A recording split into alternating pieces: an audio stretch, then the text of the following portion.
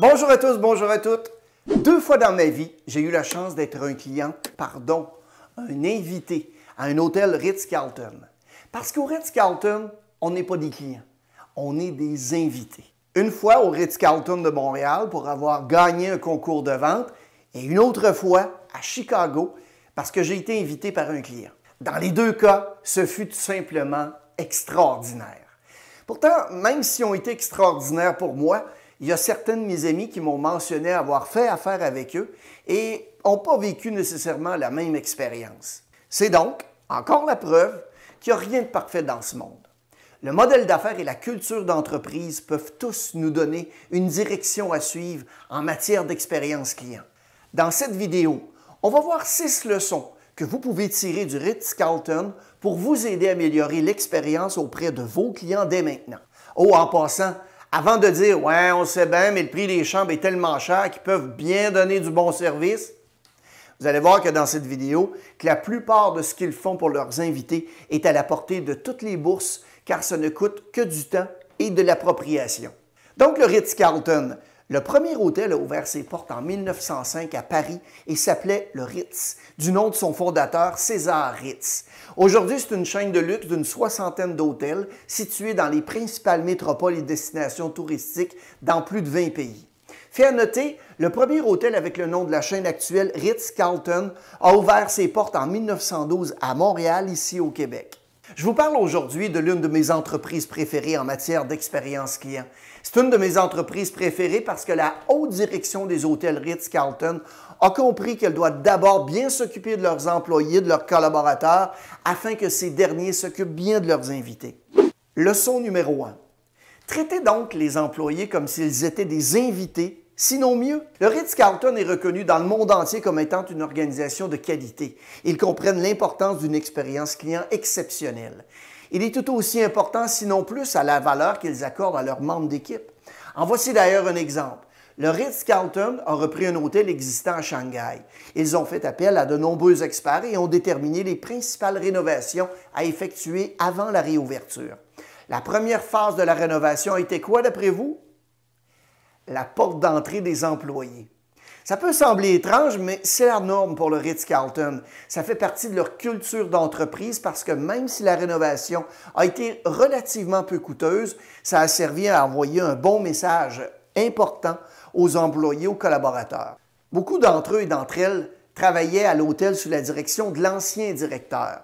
En se concentrant sur l'entrée des employés avant les autres rénovations de l'hôtel, on a fait passer le message qu'un niveau de qualité de service plus élevé était attendu. Les employés sont incroyablement importants dans le processus. Le Ritz-Carlton offre une expérience client exceptionnelle, jour après jour et année après année. Ah oui, j'ai le goût de continuer à vous faire vivre une expérience ici sur cette chaîne YouTube. Alors, abonnez-vous et aimez la vidéo si c'est le cas afin d'aider l'algorithme de YouTube. On publie au moins une vidéo par semaine sur les sujets de la vente, de l'expérience client et du leadership. Merci. Leçon numéro 2. Créez un mantra pour votre service à la clientèle. Si vous suivez mon travail sur les différents réseaux sociaux, vous avez dû m'entendre dire que Ritz-Carlton ont un de mes mantras préférés. Ils l'appellent en fait leur credo. Il est court, il est facile à retenir, il résume exactement la façon dont ils voient leurs invités et leurs collaborateurs. Il ne fait que 9 mots. We are ladies and gentlemen serving ladies and gentlemen. En traduction libre, nous sommes des mesdames et des messieurs au service des mesdames et des messieurs. Maintenant, la clé d'un bon mantra, c'est de le rendre facile à mémoriser, de s'assurer que tout le monde dans l'entreprise le comprend et agit pour le soutenir. Au fait, voici une petite anecdote. Horst Schulze, l'ancien président du Ritz-Carlton, a inventé le credo. C'est le titre d'un mémoire qu'il a rédigé alors qu'il n'avait que 15 ans. Quand vous parlez de passion. Leçon numéro 3. Offrez un accueil chaleureux. L'accueil est l'une des choses les plus importantes que vous puissiez faire lorsque vous vous adressez pour la première fois à un client. En fait, c'est l'étape numéro 1 du service sur ces cartes de credo que tous les employés du Ritz-Carlton sont censés porter avec eux. Le numéro 1 de la carte, offrir une salutation chaleureuse et sincère. Essayez d'utiliser le nom du client chaque fois que cela est possible. Et lorsque vous entrez dans un hall d'entrée d'un hôtel Ritz-Carlton, vous allez être accueilli par un employé de façon très chaleureuse, amicale et passionnée qui vous dira quelque chose du genre Bienvenue, Monsieur Loubier, c'est bon de vous voir. Cet accueil chaleureux et amical fait que les gens se sentent spéciaux, appréciés et surtout reconnus. Commencez donc par une salutation chaleureuse et amicale, c'est la première étape du service. Leçon numéro 4. Créer des expériences hors du commun. Si les meilleures entreprises sont généralement un peu au-dessus de la moyenne, ça ne veut pas dire qu'il n'y a pas d'opportunité à vous améliorer. Lorsque vous avez l'occasion de vous surpasser, prenez-la. Le Ritz-Carlton doit avoir des centaines, je veux dire des milliers d'expériences exceptionnelles. Mais comme on n'a pas toute la journée, je vais partager l'une de mes préférées. Il y a une famille qui séjournait au Ritz-Carlton à Toronto.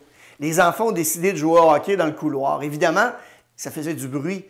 Il y a un autre invité qui a appelé la réception pour se plaindre de la situation.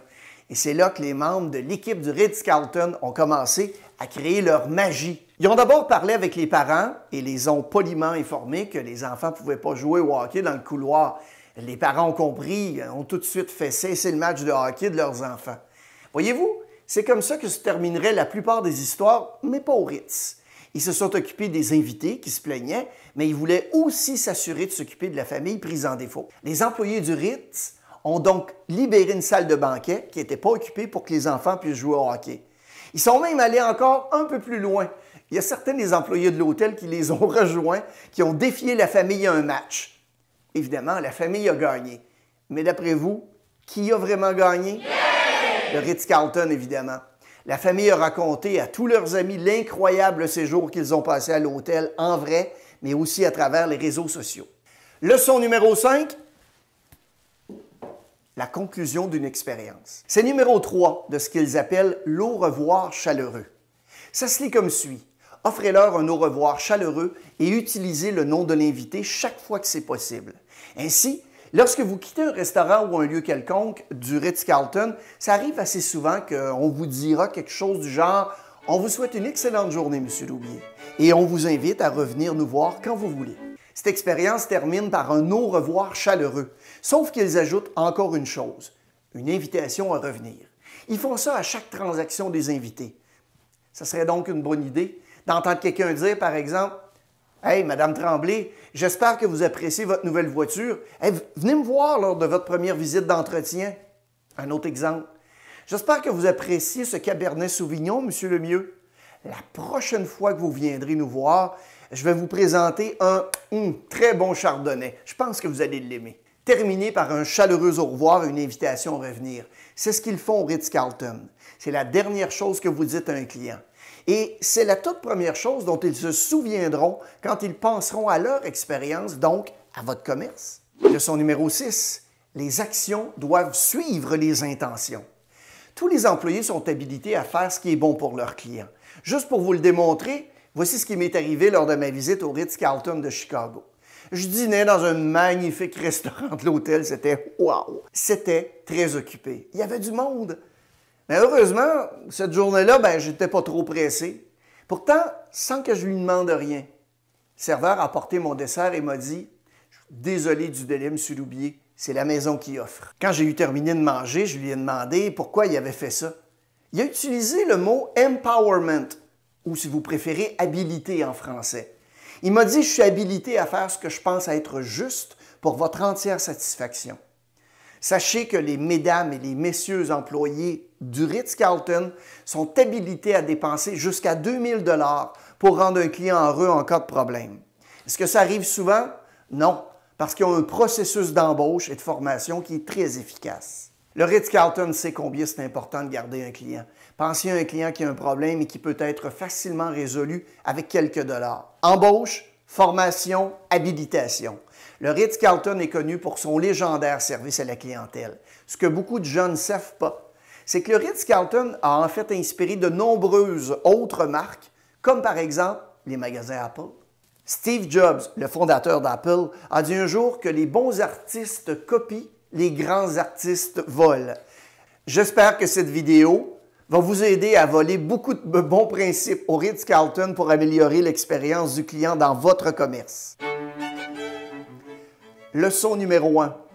Traitez les employés comme s'ils étaient des invités, sinon mieux. Leçon numéro 2. Créez un mantra pour votre service à la clientèle. Numéro 3 maintenant. offrir un accueil chaleureux. La quatrième leçon, créer des expériences hors du commun. Cinquièmement, valider et renforcer la conclusion d'une expérience. Et sixièmement, les actions doivent suivre les intentions. Je veux inspirer les gens afin de créer leur engagement en matière de vente d'expérience client et de leadership. Maintenant que vous avez vu la vidéo, qu'est-ce que vous allez faire de différent? Lorsque vous voudrez passer à l'action, faites-moi signe.